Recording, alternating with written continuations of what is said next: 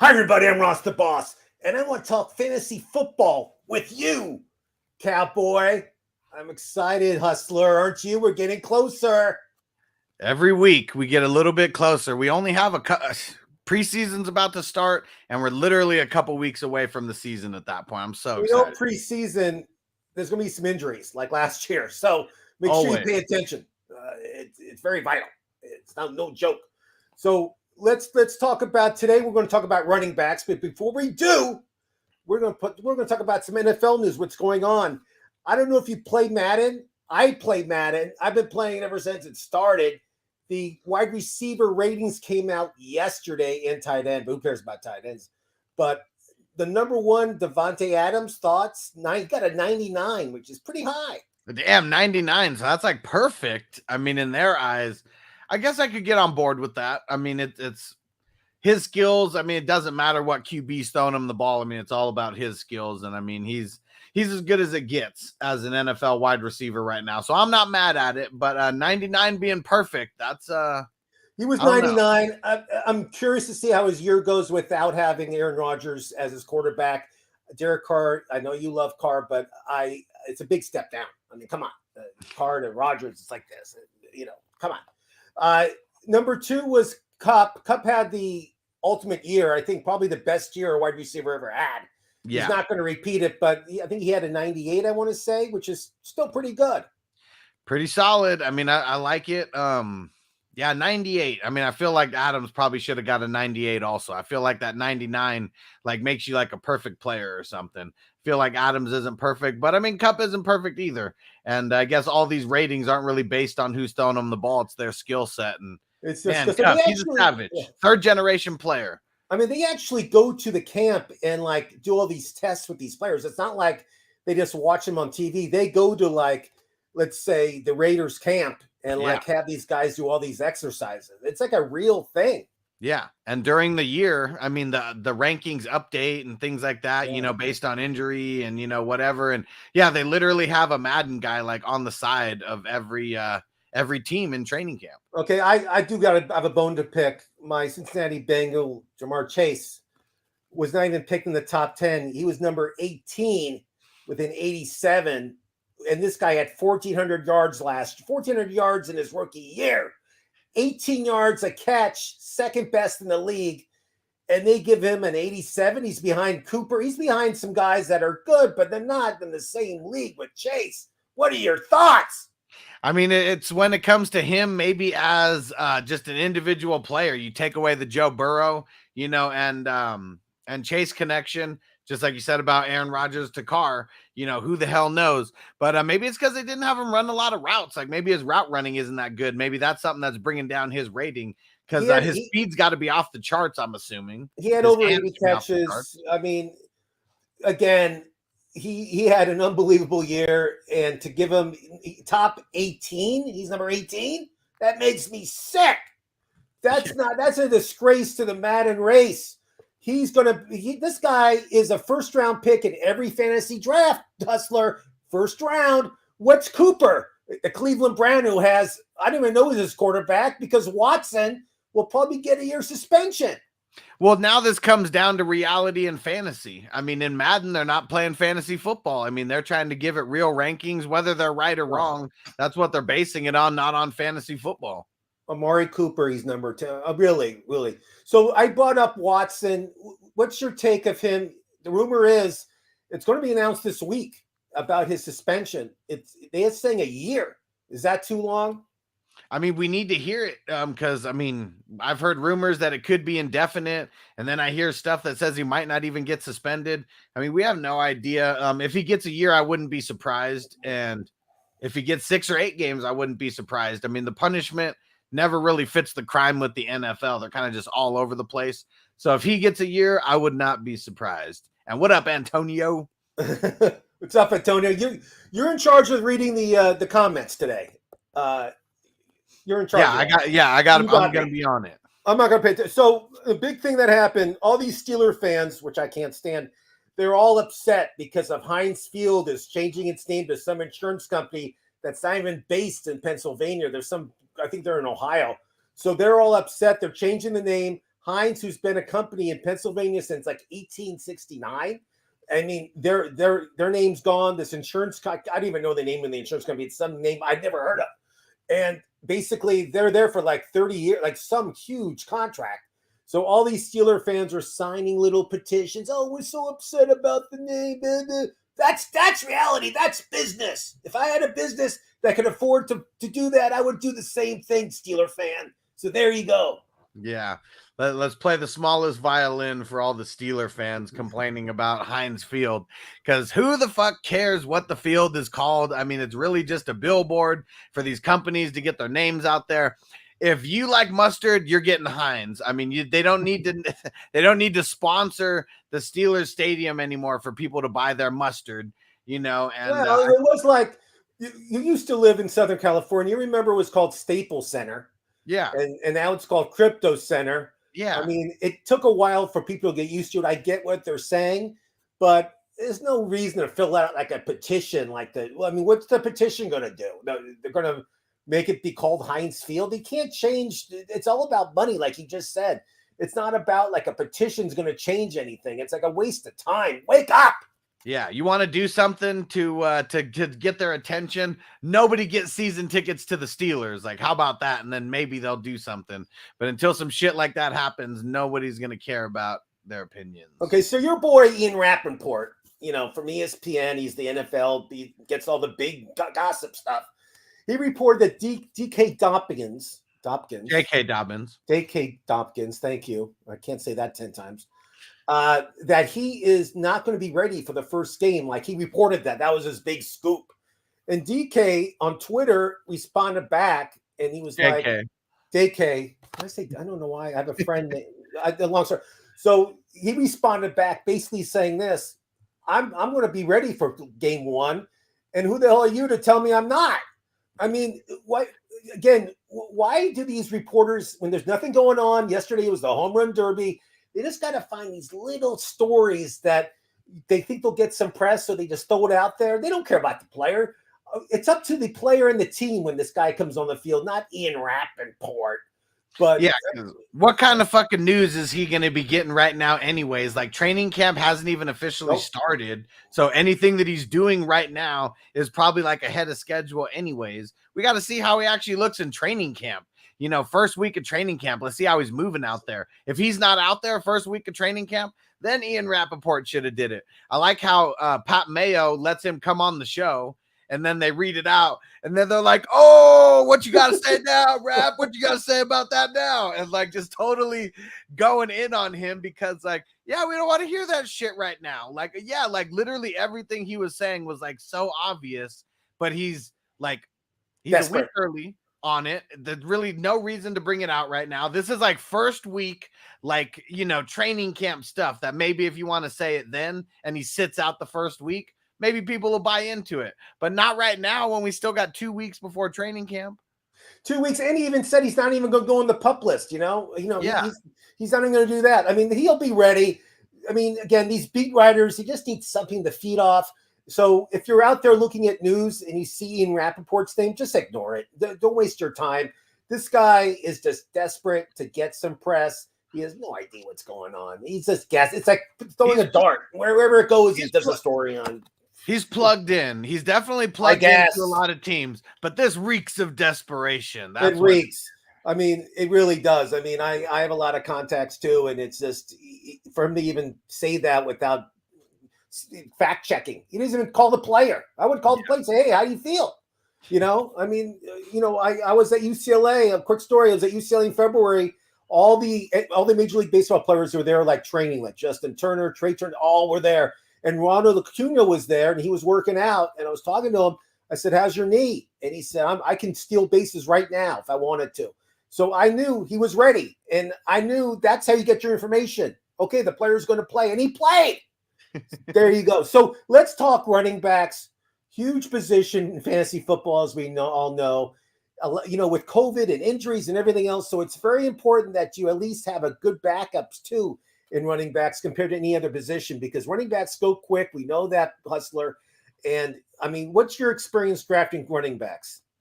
That you're probably going to get screwed more often than not because so many of them get hurt. So choose wisely.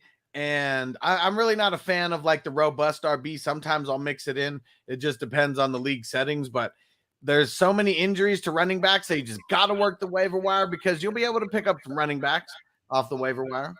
And the one hint I want to give everybody is this. You play in a lot of leagues. I play in a lot of leagues. Don't pick the same running backs on every team. Try to spread the wealth around. Go after, maybe you get Jonathan Taylor in one and you get Nick Chubb in the other. It doesn't matter, but just spread it around because you never know when one guy's going to go down. You don't want to be screwed for the whole year because you concentrated on one player. The one thing I wanted to ask before we talk about running backs is this.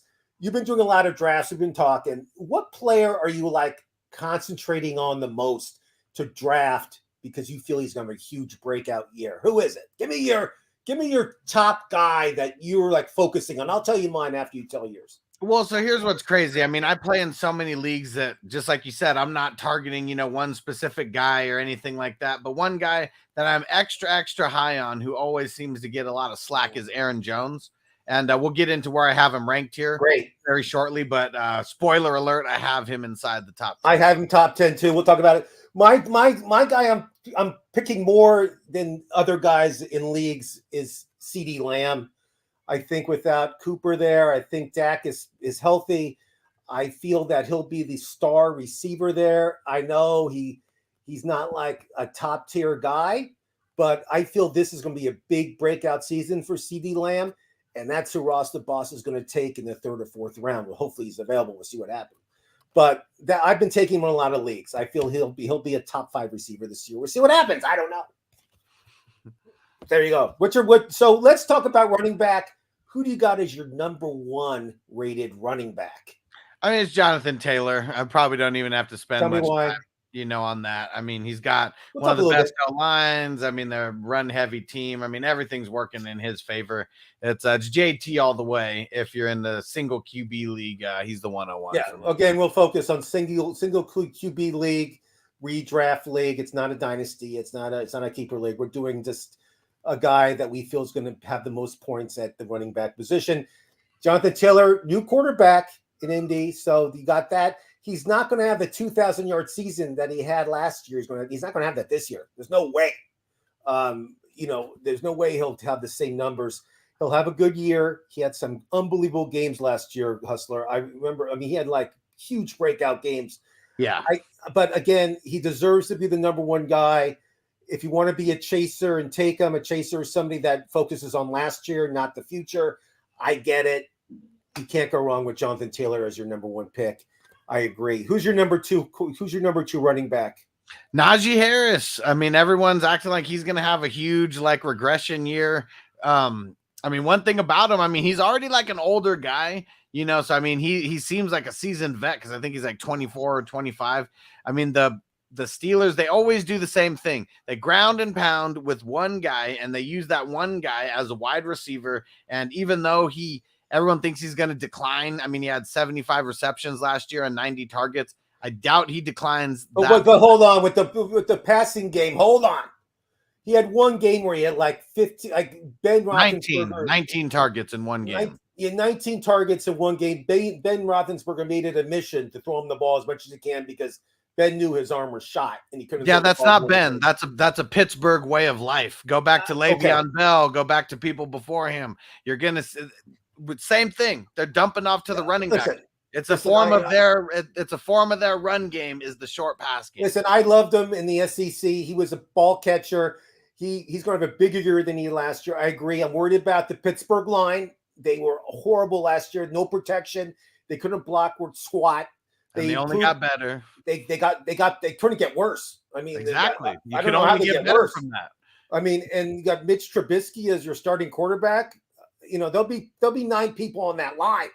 So everything that you're saying leads to a running back getting a lot of dump offs. Oh yeah, he's going to be used and abused, and he's going to have a. I think he's going to figure. I'm not disagreeing that he's number 2. I like him as the number 2 running back. I have him as number 2 also. You and I are on the same page. What I'm just telling you is he's not like somebody I would go out there and say, oh, he's the for sure number 2. He's not, and I'm worried about the Pittsburgh offense. I'm worried about.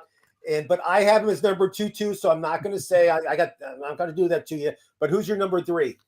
So number 3, hold on, I have my ranks here. Here we go. Austin Eckler, another guy who is going to be PPR gold, plays on one of the best offenses in the league, and they really don't get the backups too involved. I mean, a little bit here or there. We're assuming health on literally every running back right now. I'm not doing anything different. And Austin Eckler to the moon. Okay, I like Eckler. I don't hate him. I like him. I'm worried about his past history, but I took McCaffrey just because I feel you got to risk it to get the biscuit, and to get McCaffrey right now, I feel as the third running back, if you can get him late in the second round, he might be there. I don't know, but if he is, not in a single QB league, he's going to be gone by the 5th or 6th pick. Wow. So that all being said, McCaffrey's my number 3 running back just because A, he plays on an offense that focuses on him. B, I feel he can't get hurt again. He played 7 games last year, and that was it. That's all the games he played. And now make your case for Mr. Baker Mayfield over Mitch Trubisky. Well, Baker does those commercials. I mean, those commercials alone, I love. I mean, it puts him on top. Mitch Trubisky is an average NFL quarterback. He's nothing special. But I just mean as far as like dump offs go, because that's all I was talking about. Oh, yeah. I mean, Mayfield's at safety. He doesn't throw deep that often. You're right. I'm not going to argue. But I have Christian McCaffrey as the number 3. I think it's a good risk for you. I think if you're drafting a team and you want somebody that could get you some yards and get you some catches and score touchdowns, McCaffrey's your guy. If you want to take the chance, I would do it. Who's your number 4? I got with CMC at number 4. Explain to the crowd. Oh, so you got McCaffrey as number 4. So number 4 for me was Joe Mixon. I'm taking Mixon this year. I feel he's going to have a big breakout year. Talking about improving your line, the Bengals improved their line tremendously this year. They have Joe Burrow's quarterback. They have 3 great receivers. They can't play 9 in a box. They have to guard these receivers. So Mixon, I think he'll catch more passes this year. People don't know he's a great ball catcher. And this guy is going to have a big yards on the ground too. So I feel he'll score touchdowns, he'll catch touchdowns, and just ride that Bengal wave because they'll be back in the Super Bowl, baby. I love the Bengals. So I'm taking Mixon again. I'm going against the grain. Nobody's taking Mixon as number 4. I love it. You love it. We'll see what happens. And McCaffrey, you have him in the top 5, which I like. Who's your number 5 running back? Derrick Henry. And as much as everyone's hating on this guy, he hasn't played. I mean, he's been in the league for this is his 5th year in the league. I mean, his first couple years in the league, he doesn't really play. He's like a glorified backup. And so he doesn't have as many miles on the tread. And yeah, he gets an injury last year and he comes back in the playoffs and, everything's not as healed as it should be. But this guy is just a freak of nature. The division that they play in is garbage. So he's always going to have a lot of easy defensive games where he's going up against easy defenses. So yeah, Derrick Henry, I'm not counting him out. I got him in my top 5 right at number 5. It's funny. I'm the same as you. I'm number 5. Derrick Henry, I feel he's 29 years old. He's not like a young kid anymore. He has been injured, but he has a good offensive line. Tannehill's back, minus A.J. Brown. I don't think that's going to affect Henry that much. I think he'll get 20 to 25 carries a game.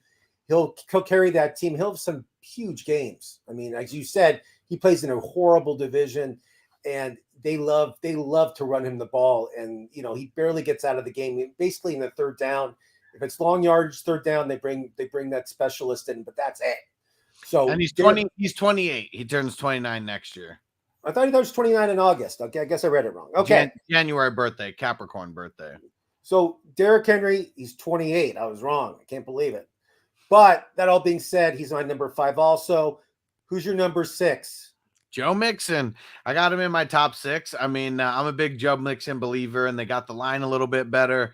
And the offense, barring health for everyone, I feel like they still take a step up from what they did last year. They're not going to be catching anybody by surprise, but they got nothing but young studs over there all around. So I don't see too many defenses being able to slow them down. Would you compare the Bengals to like the 99 Rams when they had Warner and all those good receivers and Falk and all those guys? I mean, would you compare the Bengals to being that potent or no? I mean, as far as like, that as far as their offense goes, yeah. I mean, they could have been the greatest show on turf, 2.0 had they won that Super Bowl, last year. They made it that far. I guess it was guys like Chase not being able to step up in the Super Bowl. I mean, Higgins did great. I mean, Mixon was we all had right. that. We were up with a minute left, Hustler. We were up, and we did cover. So if you bet the Bengals and you got points, you went home a winner. So as you and I talk about, it's all about cashing at the window. So you and I both cashed, and we were this close to winning that game. It was so fun to watch. So I don't want to say my 6 because I know you have them on your list. I want you to talk to them about them. But who's your 7th? I got Nick Chubb at number 7. Why do you like Nick Chubb? Because the Browns ground and pound. Like, that is one thing that they're going to do. Nick Chubb is always going to be getting the ball. He's a touchdown machine. It doesn't matter who the quarterback is. Nick Chubb, if it's Watson, great. Watson will be throwing it. It's going to open up more holes for Nick Chubb. If it's Jacoby Brissett, they're just going to lean on him even more. He's going to get that much more volume. So I just think Nick Chubb is one of those guys. Barring health, he's just going to always be inside the top 10 and on a week-to-week basis, just be a real nice running back that you set it and forget it. I agree with Nick Chubb. He was great at Georgia. Wherever he goes, he's great. I mean, this guy's a running machine. And he's dropping in these drafts. His ADP is dropping like a rock. And I can't grasp it. I don't know why. He's not in trouble. He's not hurt. He stays in shape. What is it? It's Watson. People think that if Watson doesn't play, that the whole team is just going to suck. So Chubb he's dropping. I mean, he was a late first round pick. I had him, and now you can get him if you wanted to get him in the second round. No BS. And I think that's the gift of the draft is that if you pick Nick Chubb in the second round, you drafted really well because you got a running back one that should be in the first round in the second round, and you did really well. My number 7 is Javonte Williams of the Denver Broncos. I know Melvin Gordon's coming back. They signed him, so he's back. I don't think that's going to affect Javonte Williams at all. He'll get his touches.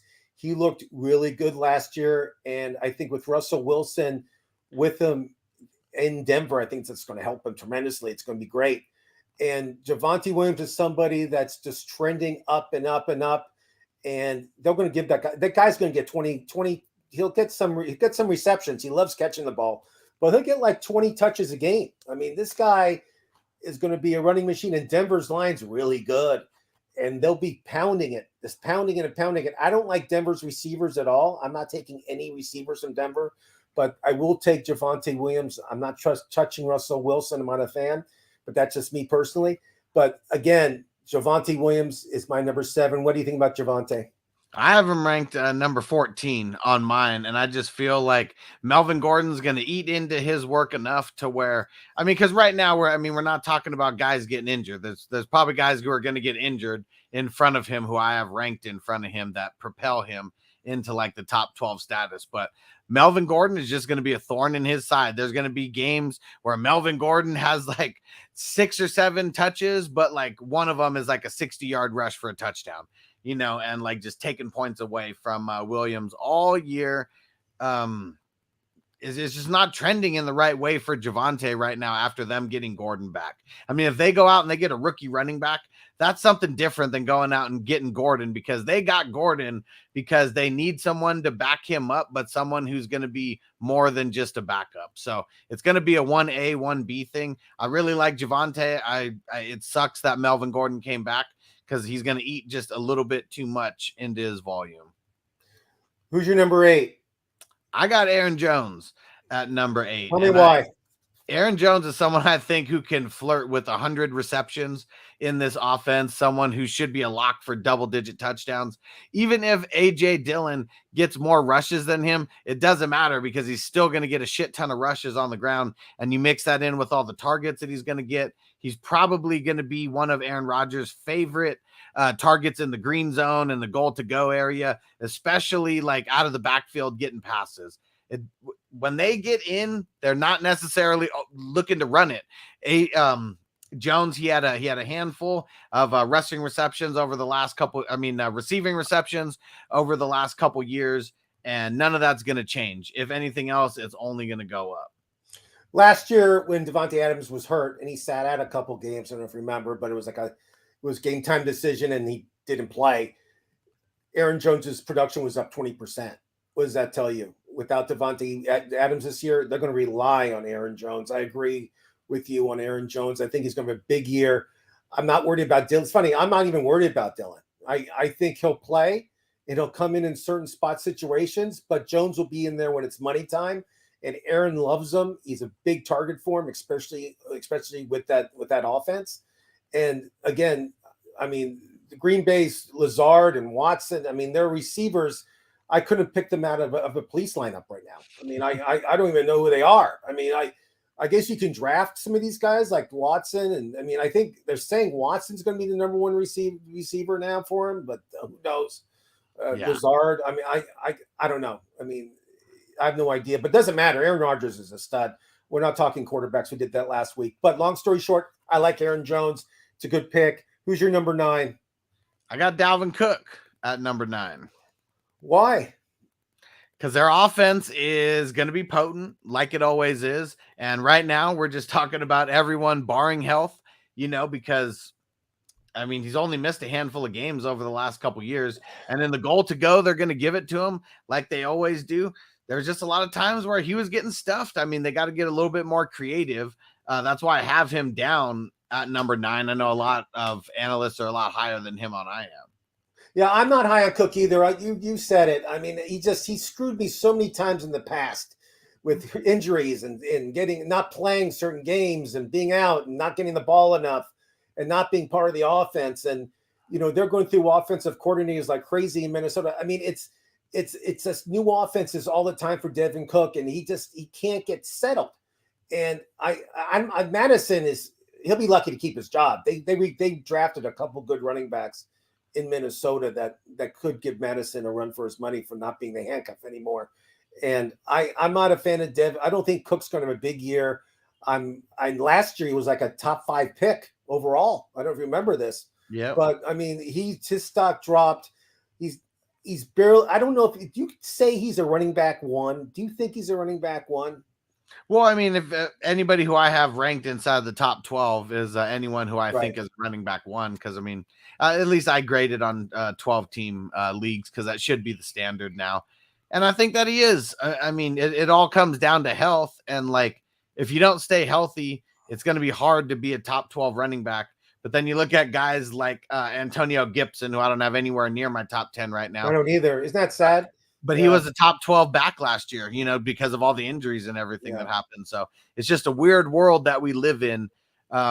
It's points per game. That's really what, if anything else, I mean, that's what I'm basing this on. Because if guys get injured, they're going to drop out. Yeah, but we don't talk about that. Season, yeah. But I wish we could predict injuries. We can't. We're not that good. So, I mean, I have 9. I have James Conner. I think Conner is going to have a big year in Arizona. Edmonds is in Miami. Conner does not get the respect that he should. He was a touchdown machine last year. I watched him. You watched him. I think they'll be back. Hopkins is not going to be playing the first few games either. He's suspended. So they're going to rely heavy on that running game. He'll get the ball 20 to 25 carries a game. And he reminds me of the Conner, like when he played for Pittsburgh, he was tough. And he's back. I mean, his health is there. He's motivated. And I love Conner for Arizona. I would take him in the second round in a second and not hesitate. Well, how about you? Yeah, he's going to be a second round guy. I have him ranked a little lower. I have him ranked 16th, but still amongst like my tier 3 guys, and my tier 3 guys are the 10th ranked through 17th ranked. So all these guys I kind of have jumbled together anyways. I mean, the only thing that kind of sucks about like Hopkins not being there, that's just one more guy who's going to be in there to stop the run as for when they get in these goal to go situations. So, I mean, last year, Conner definitely caught a lot of people by surprise. And I feel like it's going to be one of those things where he's not going to be catching people by surprise.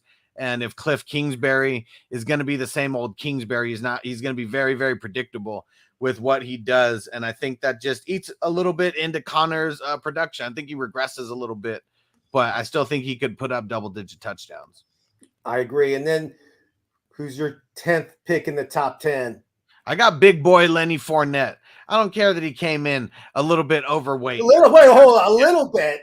He's 265 pounds overweight. He's way overweight for a running back. I mean, that's what happens when you get paid. Sometimes you eat a little bit better. But you know what's going to happen? It's just like these MMA fighters. I mean, these guys shred 10 to 30 pounds like it's nothing. These guys aren't normal human beings who, like, you know, they have to go on like a 6-month weight program to drop 30 pounds. You know, he could shred 30 pounds in a week or two, I'm sure. And I mean, of course, I'm over exaggerating that, you know, but but muscle weighs more than fat.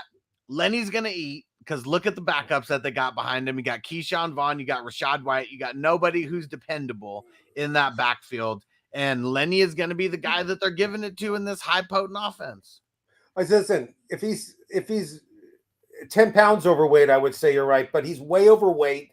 He's a running back. You can't put that much stress on your joints weighing that much. He's going to get hurt. I hate to say it, but he's a huge candidate to get hurt with carrying that kind of weight and running through the line like that.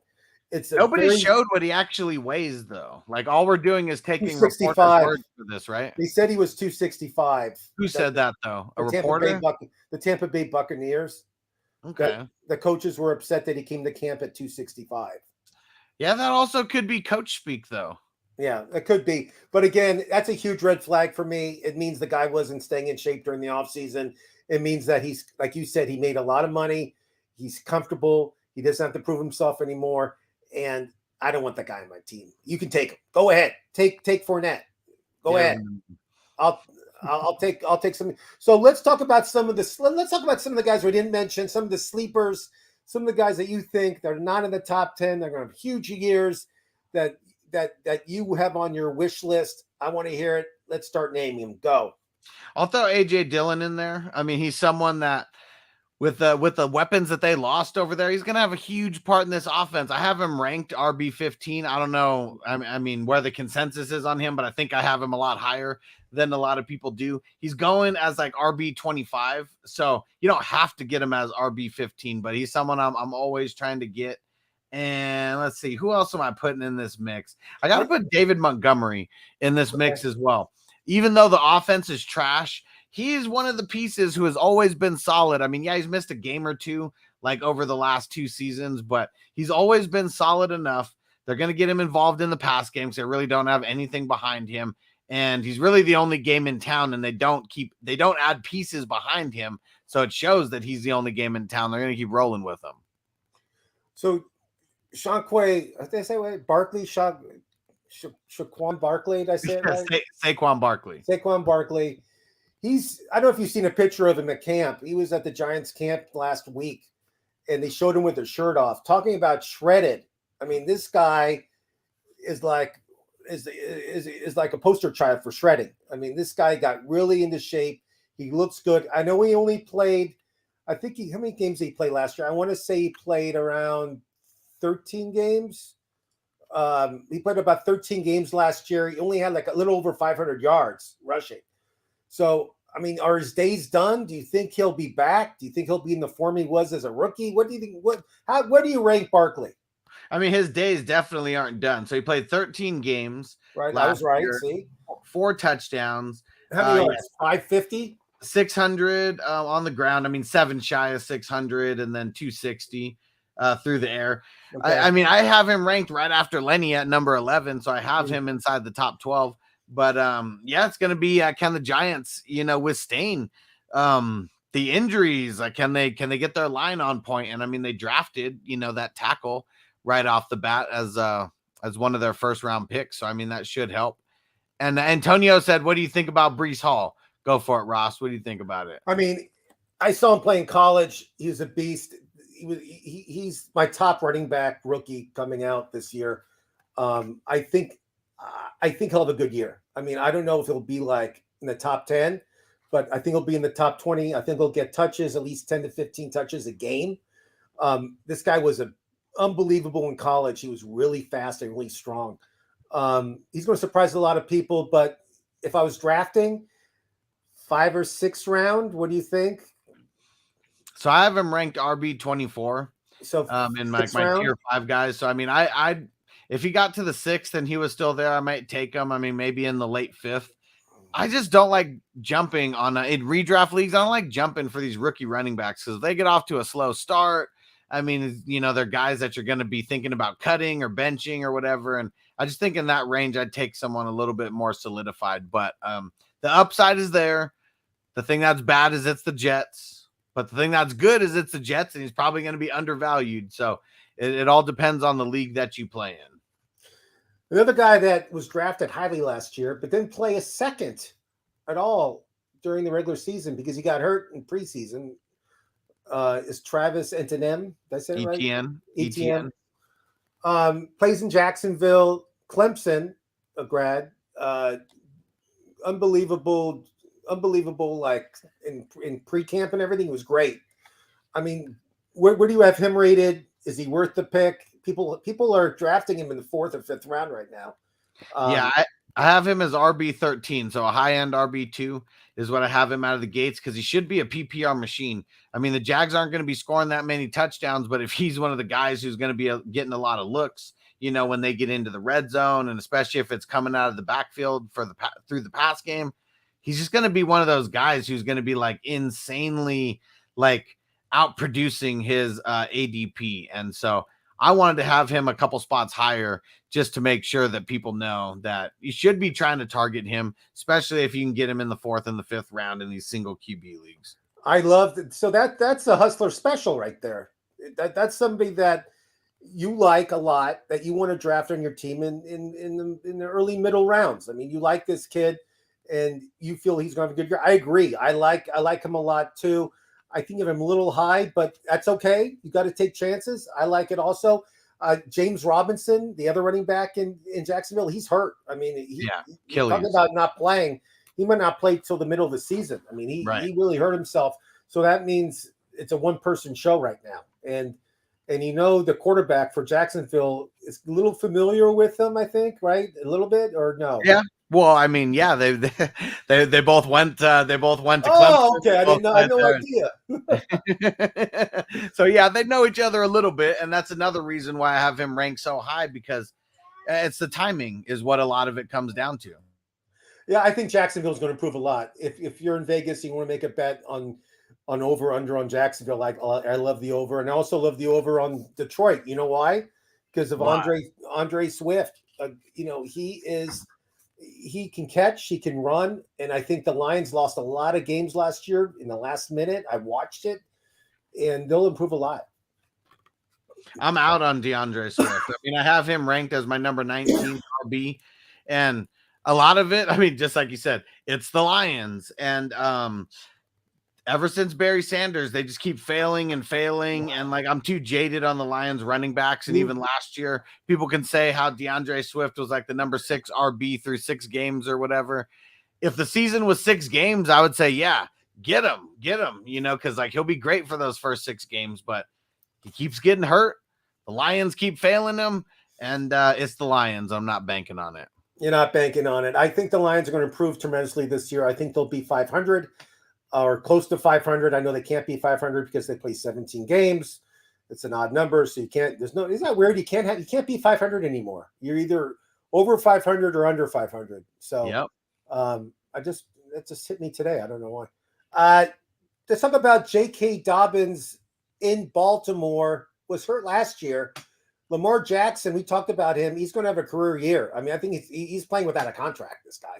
So. He's going to take away some touchdowns. He's going to score. He's going to rush touchdowns himself. But I think J.K. is going to be his main running back. What do you think? Yeah, I think he's going to be the main running back too. I mean, I have him as RB23, so maybe I'm a little lower on him than some, but I have him one spot above Breece Hall and then one spot below Zeke Elliott. A lot of it's going to be, I mean, like Ian Rappaport was saying, if he starts on the pup, like, we got to lower him tremendously. If he starts week 1, maybe he gets out to a little bit of a slow start, but I mean, the one thing he has going for him is he got hurt so early that, I mean, it's almost coming up on a year for his rehab time. So I think he should be solid coming out of the gate. And I mean, the Ravens, I'm curious to see if they get back into form because everybody got hurt on the Ravens last year. Any other running backs we should stay away from? I mean, I Rashard Penny of Seattle, I'm not a big fan of. He just gets hurt every year. I'm worried about the running game in Miami because they have like 4 new running backs in Miami, and they have to cut somebody, and who's going to get the ball. They have a lot of decisions there to make with the running game. Is there anybody else that you're like, you better, there people are talking about him, but you're just like keeping your hands away from it? So Elijah Mitchell's one of those guys. I mean, I have him as RB20. And maybe that's not low enough for like how much I don't want to draft him. Really, just because everything in the Shanahan system, it's always a different guy, the second time around, and it's always running back by committee. And like literally everything just went his way. People don't even like realize it. It's like Trey Sermon gets in trouble like the first week like he gets in trouble the first week of the preseason or whatever, like right before the season starts. No, he was in the doghouse at the beginning of the season. I remember. Yeah, and then Raheem Mostert gets hurt right away in week 1. So many things just came into play to where things just worked out perfectly for him. And then like Trey Sermon comes back, and then he gets like one play, and then he gets hurt, and so that I don't buy into the hype of where he's going, so I'm kind of just avoiding him. Yeah, I mean, I'm worried about Josh. I'm worried about Jacobs in Las Vegas. You're part of the country. I don't know how effective Jacobs will be this year. I don't know how much trust the coach is going to have. We'll see what happens. I mean, he's a big question mark for me. I don't know. I'm super high on Jacobs. I mean, I don't know why everyone's so out on him. I mean, he finished as a top 10 guy last year. New regime. It's the Patriots regime. What do the Patriots do? They run the ball, especially when you get into the red zone and the green zone. The guys behind them, like, yeah, they got Zamir White, but what'd they get him in like the 4th round or something like that? It's not like he's going to be taking his spot. Like Kenyon Drake. I mean, what's Kenyon Drake really going to do? Like, I mean, he's not really that good in, the pass game. I mean, he's not really that good. He's all right between the tackles, but he's not better than Josh Jacobs. And he showed last year he might not even belong too long, might not even be long in the NFL. Is there anybody at all? I don't like any running backs in Buffalo. I don't like Singletary. I don't like this new guy Cook. I'm not drafting anybody that runs the ball in Buffalo except Josh Allen, because I feel he'll run the ball in anytime it's close to the goal line. Is there anybody else I'm missing in Buffalo that you think that you would draft at all? I mean, I'm drafting Singletary. I mean, it's crazy the way they started using him last year. I mean, everyone could hate on it, but he had his best year of his career. I mean, he had 870 yards. He had 7 touchdowns. So, I mean, if Josh Allen's really running it in like every single time, he wouldn't have 7 touchdowns through the ground and then 1 through the receiving game as well. Averaged 4.6 yards per carry. I mean, that's no slouch right there on 188 attempts. And as it started getting colder, they started leaning on him even more. And so I think that last year it proved that they do have a little bit of confidence in him. And this is his make it or break it year. I mean, this is year 3 or this is year 4 for him. And he's playing for his contract. I mean, he's not one of those guys who's going to get a 5th year guarantee. Like, he's playing to get a renewed contract with Buffalo. And if he doesn't do good, he's going to be shipped the hell out. So I expect big things from Singletary. It's not going to be Moss, and Cook's only going to get sprinkled in. I like Cook a lot. The Georgia kid will get the ball. He'll prove himself, and he'll be a big commodity in Buffalo by next year. You heard from me first, Ross the boss. Let's talk about one more guy. Then we'll talk about we have time to talk about how to be a great commissioner. I want to talk about that because there's really bad commissioners here in fantasy football, and I want to tell you what they're doing wrong. Let's talk about Zeke Elliott in Dallas. I know you're not a Dallas fan. I'm not a Dallas fan. It doesn't matter. You can still pick these guys up in your team. You don't have to be a fan of them. What's your deal with Zeke? He's older. He's been injury prone the past few years. Dak Prescott isn't healthy. He's healthy this year, obviously. And I love CeeDee Lamb, as we talked earlier. What's your take on Zeke, and where do you take him in a draft? So I got him as RB22 on my list. I mean, it'd probably have to be the 7th or 8th round before I decided to pull the trigger on him. It's low-hanging fruit is what it is, because does he have the potential to be up there? Yeah, but he's just not what he used to be. The line isn't what it used to be. And there's not a lot of upside. So I mean, if I can get him super late, I mean, I'll get him super late, but not super excited about it. I don't think I think it's going to take a lot of injuries to get him inside the top 12 again. Listen, he'll be a running back that would either put a flex or be a low RB2. I'm not high on him at all this year. I'm worried about his health, and I just don't. He hasn't been running like he has in the past couple of years. He's just not there. I would stay away from him in the draft. I'm not a fan of his right now. I like Pollard better. I think Pollard's going to have more yards rushing. What do you think about that, Hustler? I don't think so. I mean, I don't know why everyone getting hyped up on Pollard. I mean, he's a glorified backup. Like if Zeke went down, Pollard would not be like an RB1. I just feel Zeke is in the downfall of his career. He's just not going to have the numbers. So stay away from Zeke, unless you can pick him up late in the rounds as a that's fine as a backup. Don't start him. Now let's talk about, you're in a lot of leagues. I'm in a lot of leagues. We're in leagues where there are commissioners. Some of these leagues don't have commissioners. It's just Yahoo or whatever league you're in, or Underdog, whatever you want to. But there's home leagues where people have a commissioner, and that's the guy you send your money to. That's the guy that will make sure the trades are fair. That's the guy that makes sure the rules are fair, make sure everybody's playing on the fair field. What, in your opinion, makes a good commissioner? Well, I mean, and I'm the guy in all that, like all these hustler leagues. Like I take pride in being you're the commissioner. I'm the commissioner. Okay, yeah. So let's say I'm in your league, and I'll send you a check or whatever. Let's do old school. Let's say I mail you a check. I know you don't do that, but let's just say. So where does that money go? Does that go into your personal checking account? So when the league's over, you're out of money, and so I'll pay you after a tax season. How do you prepare your money so you're organized enough so you're not spending it?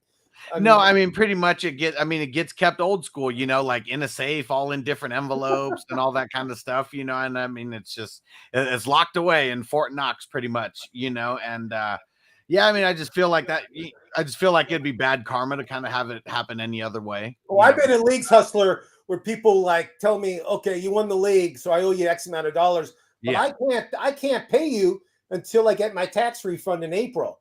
Yeah. I'm like those are the type of people I'd never be in a league with. Well, I didn't. I was waiting till April. Trust me, I waited and I got my money, but I never joined that league again because that's a sign of a bad commissioner.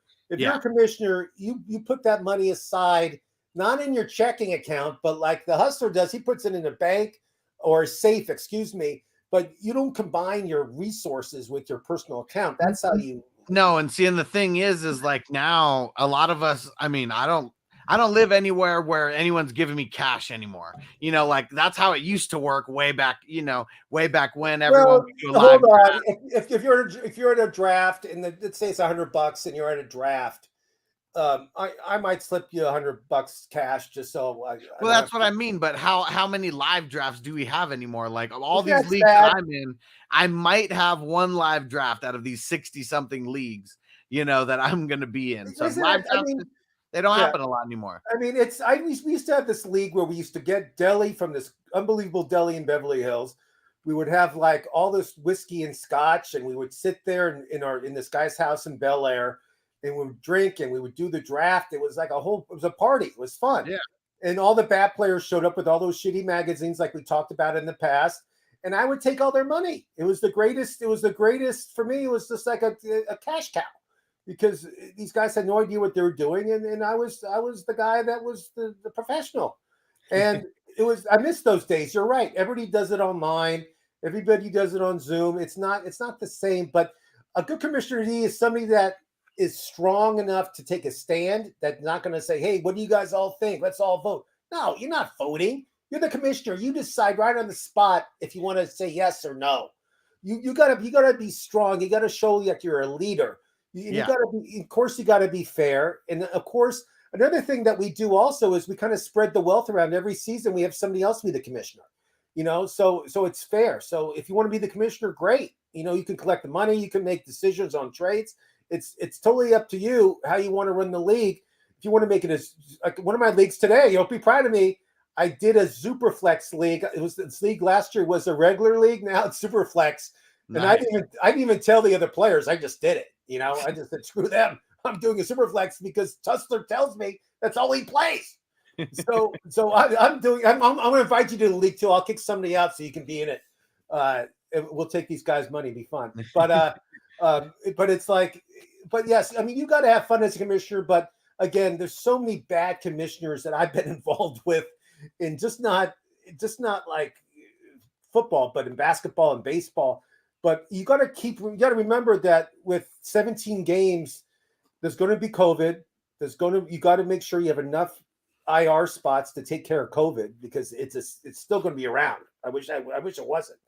But if players get COVID, they go in IR, and you got to pick a player up, and it's only fair if you add maybe a couple IR spots during this time of COVID. I get it. I feel like we got to be ahead of the curve now. Like on Sleeper, there's an option that if a player is doubtful, you could put them on the IR. And I feel like, back in the day, we had questionable, we had doubtful, and maybe we had a lot of doubtful people who played on Sunday back when, maybe you could fudge the IR reports a little bit. But if someone's doubtful now, there's like a 9 times out of 10% chance that they're like not going to play. I feel like we got to be ahead of the curve, on things like that. I agree. And it's your job as the commissioner to do that and to make those determinations before the season starts. I mean, I like switching stuff up. I go to the commissioner mode and I change stuff around. Like I told you, I made a league, a Superflex league today. I don't care. I might change a little category to something else, and I won't tell anybody. I don't care. I'll just do it. And it's their job as a player to figure it out before the draft, what the categories are and what I did. And they'll tell you anyway. Well, you're a savage commissioner, because one thing that I make sure to do is I create a whole bunch of non-conventional leagues. Yeah. And I really don't want, I want to beat everyone at their best. I don't want someone to get pissed off and quit. I don't either. I'll report to the league to tell them what I did. You know that. I'll do a little newsletter. But no, I'm not saying, because it is up to people to pay attention, and I'll do mock drafts and stuff like that. And if you're not paying attention to those things, then it really is your fault if you have no idea what the hell we're doing. Okay, you as commissioner, what's your number one thing that you changed in your league for this year? What's the number one? Is there a category that you're making more it's more important compared to something else? But what did you change the most? So I'm taking away the tight end spot, turning it into a flex, but I'm making things tight end premium. So the positional advantages for the tight end, they're still there, but now it's just there for a flex. It makes those top tight ends that much more important, but it also makes it to where people aren't forced to start the number 12 tight end, the number 15 tight end, like that. Totally be out on a week, so it changes up the strategy, but it takes away, I think, the teams that are really screwed on tight end. It almost eliminates that part of it to where tight ends cannot screw you. But if you do it the right way, tight ends can definitely benefit, the team in a crazy way. I'm going to do that in my one league. I'm going to do that in the Super Flex league that I just changed. I'll make it so you cancel the tight end, you just add another flex. Yeah, so you could still play a tight end. You could play as many tight ends as you could before. And so what I do is it's 1 point PPR, but I make it tight end premium. So tight end score 2 points for every reception. So your Travis Kelce's, your Mark Andrews, your Pitt's, Kittles, Wallers, those guys are that much, more valuable to where they're worth that draft capital. And then you have the super crappy tight ends, who maybe they're like a flex, that they're just on your bench. Maybe you think about getting them in, but now that they're 2 points per reception, a little bit more likely to crack, your roster versus a wide receiver 4 or something like that. No, I love the strategy. It totally makes sense. And that's why I asked you, because I knew you had something creative and fun to do. What you do. So next week, Hustler, we're going to talk wide receivers, and it's going to be a battle because we'll probably agree on some, but we're not going to agree on all. I mean, it's good. There's a lot of great receivers out there, and a lot of receivers are not respected. And I'll tell you who I feel is not respected, of course, and who my sleepers are. But we'll talk about that next week. I'm Ross the Boss. This is Alex Merino, the Hustler. And we'll be here next week, same time, 4 o'clock. But we'll talking wide receiver, and we'll talk NFL news. See you next week. Bang, bang.